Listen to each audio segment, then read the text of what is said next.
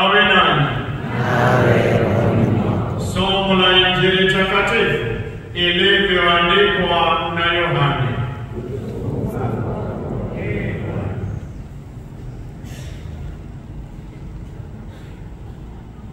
Wakati ule Yesu alienda kwenye mlima wa Mizeituni.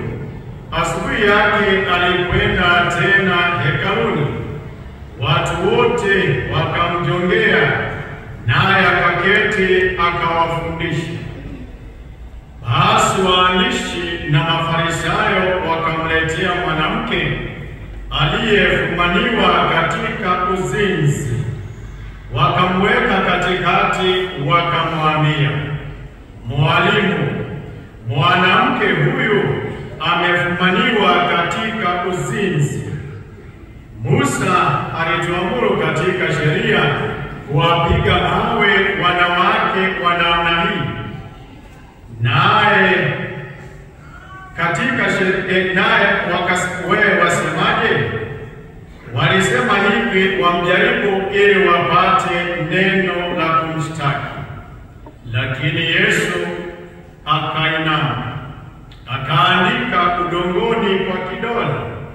Nao walipoendelea kumhoji, aliinuka akawaambia, kama mmoja wenu hana dhambi, atangulie kumtupia jiwe.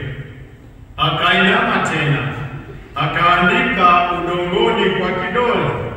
Waliposikia hayo, walitoka mmoja mmoja, wakianzia na wazee hata mtu wa mwisho.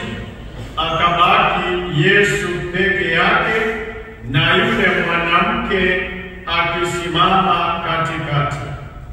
Basi Yesu akainuka akamwambia mwanamke, Mwanamke, wako wapi waliokushtaki?